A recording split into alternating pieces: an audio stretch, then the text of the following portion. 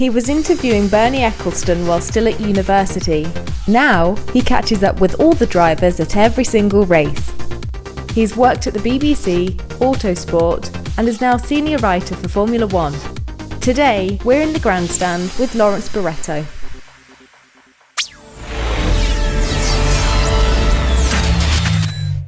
So we are in the Grandstand with Lawrence Barretto, F1's senior writer. How are you, Lawrence?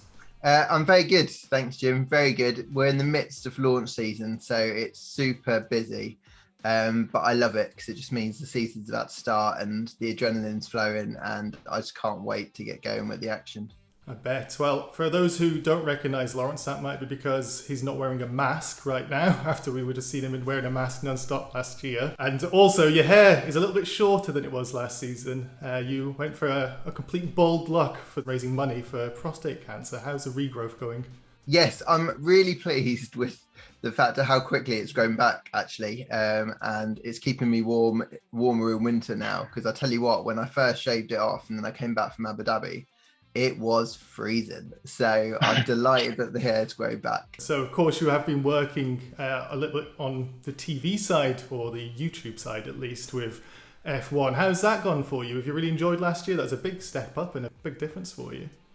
Oh, yeah, I loved it. I think in this job, I love Formula 1 as a core, but what I really enjoy doing is something different. And so I had a few more opportunities last year to, like you said, move into the presenting side. We did a show with Will Buxton called Weekend Warm Up, which is on YouTube and on our digital platforms, F1.com. It was a real baptism of fire, but I absolutely loved it. Like, the adrenaline was awesome.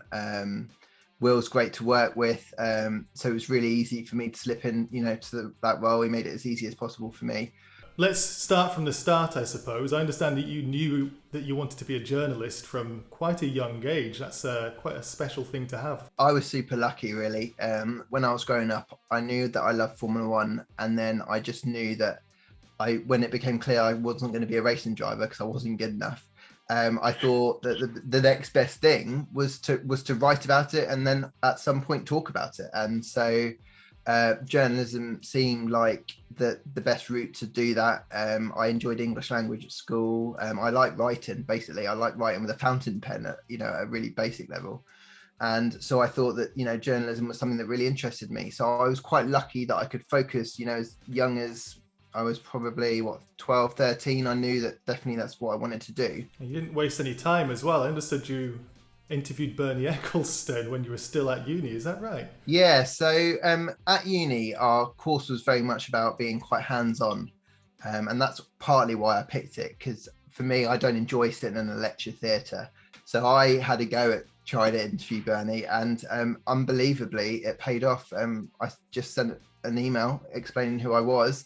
And he got back to me pretty quickly. I had one interview, and then I went back and had a second interview because he did say to me, if I ever needed anything, give him a call. And so I did, and he replied. So it was a great, quite a great learning experience. It kind of made me realize that if you try, then someone might say yes. Don't get me wrong. Lots of people said no. It was great that Bernie said yes. It was a real school in interviewing as well, because he's one of the hardest, if not still the hardest person in sport that I've ever interviewed, just because he keeps you on your toes. Any examples of keeping you on your toes that he tried to catch you up with when you were so young?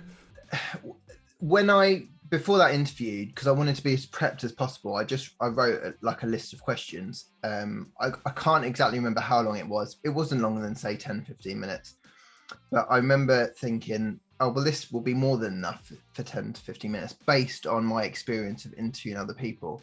But I'd say we're 4 or 5 minutes in, and already I was running out of questions. And I was like, well, okay. So because he would reply so quickly, his answers would be so short and sharp. And so that's what I kind of mean about keeping me on my toes. You always just had to be ready to respond. He waits for no one. He almost, I think, enjoys the joust, the kind of fight, the battle that you're having. Of course. And well, we go from those subsequent years then that you went to Bournemouth University, like you say, and you graduated, and then you've gone from, well, I know you're working at the BBC covering the Olympics, and you're at Formula 1, so it's international sports to international sports. You just seem to keep on growing. You want to talk us through those years? So when I was at university, I'm quite target driven. So I set myself some targets for a roughly 10-year period. And that was to work for the BBC, to cover an Olympics, to interview 5 big name interviewees, which were Lewis Hamilton, Valentino Rossi, Michael Schumacher, Jenson Button, and Ronnie O'Sullivan, because I was a big snooker fan at the time. So I guess every decision that I tried to make after university was to try and put myself in a position whereby I could hopefully at least give myself a shot of achieving all of those goals. So the first job I had was for a magazine called Sport. What they wanted really was someone who was enthusiastic about motorsport and Formula One. So I'm like, well, this is brilliant, because this is me. And I've gone in there, and the lovely team that I work with, but none of them were interested in Formula One. So they were like, just fill your boots. And within a couple of months, I'd interviewed Lewis. I managed to go to Valencia to interview Schumacher when he was at Mercedes. We'd sat on top of the Mercedes motorhome overlooking the harbour. He made me a cup of tea, like it was so random. And we just had we spent the first 15-20 minutes talking about running, and just, he hadn't met me before, so he was just quite inquisitive to find out who I am, what I do, that kind of thing. He was happy to answer my questions, didn't give me really PR answers. I appreciate he was in the back end of his racing career. He'd won it all by then, and he'd relax in a way that, for example, Kimi Räikkönen has done these days. But I still, had huge respect for him, and, still have a huge respect for everything he's achieved. And so I was really grateful that I had that opportunity to talk to him, and he treated me in that way. And he opened up, and it was one of my many favorite interviews that I've done. I've got to ask though, the big question: how is a German cup of tea? Oh, well, fortunately, he has it the way I do, which is milk, no sugar, and like not too much milk as well. Like I literally like a splash of milk, and bag out of the cup as well. So like it was perfect. Like I actually couldn't really believe it. How do you think a teenage Lawrence Barretto would handle getting into journalism today? It is completely different. I remember when I was at uni, we didn't do an online course. Like there was no online element really to the course. These days, if you were to do a degree, I would say the vast majority of it has got to be in and around online, social media. When I had my first job at Sport magazine, it was all about the mag. And it was only really when I went to the BBC that I kind of started to see how important using social media and Twitter and Instagram, how important it was. So I guess these days, if I was my age, a young age now, trying to break in, I guess it's trying to use social media for all the positives that it brings, which is building your knowledge, because you have so much insight now into sports people, insight into the people who write about the sport that you're covering, more content generally speaking. I guess it's just trying to read as much as you can, be across things as much as you can, and trying to improve your skill set in writing in short, punchy formats that works on social media. Have Formula One been a bit too slow to get there where they need to be now with the YouTube generation, so to speak? And do you think now they're actually making up for lost time with the plethora of content that's available? Everything changed when Liberty took over and, the Bernie era ended. Liberty just realised that social media is important, but not just social media, it's digital media. And that's why they created a digital department. And that's why I came on board at the start of the 2018 season. And, the team's grown massively since then. And, we're a proper unit now, working really well together, editorial, social and video. And the content that we produce it's so impressive for the team that we've got and the amount that we churn out. If I was watching Formula One now as a fan, and I am a fan because obviously that's why I got into this job, because I love Formula One. I'd love it even more because there's so much content. Do you think there's any friendly rivalries to be the first one to get the story, so to speak? Like, I know you're friends with Chris Medland, for example. Do you want to make sure that you get in before him? Would you actually give each other hints? Because we travel together, or we spend a lot of time together in, say, media centres in a normal world, and then a lot of us, have got closer and we are proper friends now. it's in the nature that, you know, you talk about things, you might share things, but there is still the point that you are there to do a job. And so to an extent, of course, you want to beat some of your colleagues, your other, you know, rivals, I guess you'd call them, to stories. Of course you do. But there's a healthy respect between journalists. You know, you can be best friends with someone and someone will beat you to a story, and you won't be you won't be annoyed by them.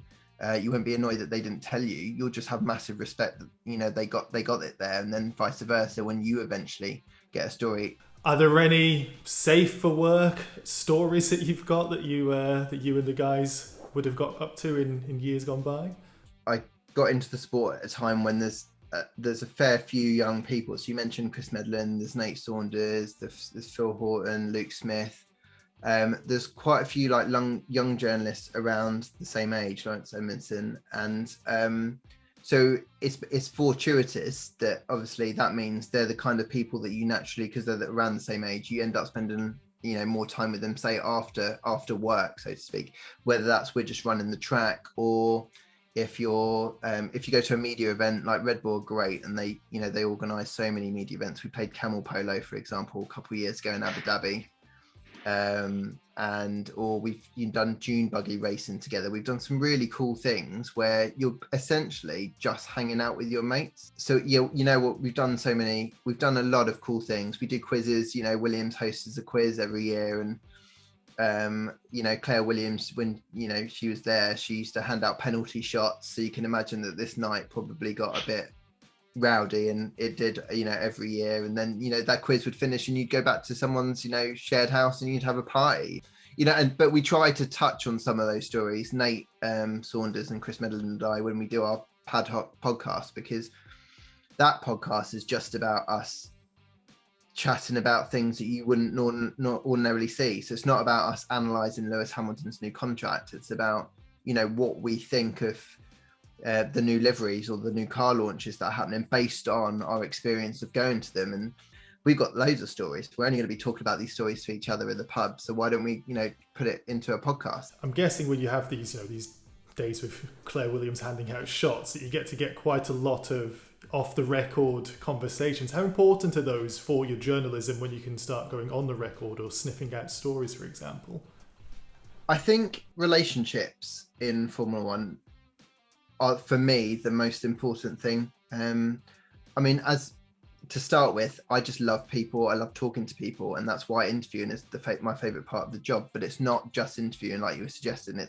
It's having conversations not on the record to try and get an understanding of the story, really, and trying to understand what's going on behind the scenes. Having the time to talk to them off the record, or just informally. A lot of teams in non-COVID times will do those events like Williams and Red Bull. They'll either get you together for drinks or for dinner, where it's informal chat, not on, you know, everyone knows it's off the record. You're kind of just relaxing and chatting about Formula One, and that's when they might open up a little bit more. But obviously, of course, it's all about trust.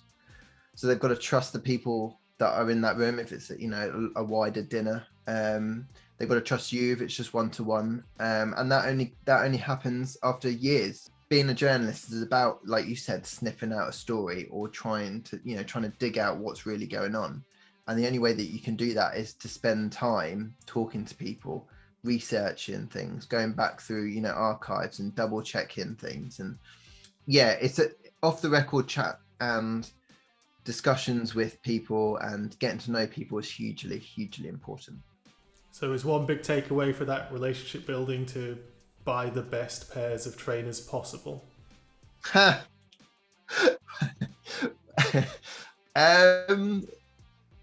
Well, that's a good question. I'd like to think that I was able to do my job before I got silly shoes, but I do think that the silly shoes lighten up the mood, particularly when I'm interacting with drivers, because, and especially last year, really, because it was great that we could go racing in COVID.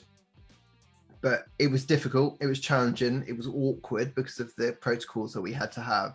And so just having something as silly as some bright coloured shoes or some light up shoes to just chat about, kind of just lighten the mood a little bit. I enjoyed it. It's just good chat. Well, I did too. It was seeing what you're going to be wearing on those weekend warm-ups was always a bit of a highlight. I've got about five or six pairs new ones for this year. Is that an exclusive? Yeah, I don't think I've told anyone else I've got 6 new pairs. No, one's gold, and one is like silver, glittery silver, and then one is like they're quite high tops, and then like a pink camo brown type color. So yeah, there's some really cool ones coming. They sound very understated. Yeah. No such thing as a white trainer. The problem was I'd wear normal trainers, like I've got like 1 or 2, shockingly, like a white pair and a dark green pair, and people would look at me and go, "What's wrong? Are you feeling all right? Why have you got plain shoes on?" So that's how far it's come, basically. That I'm known for the colour of my shoes.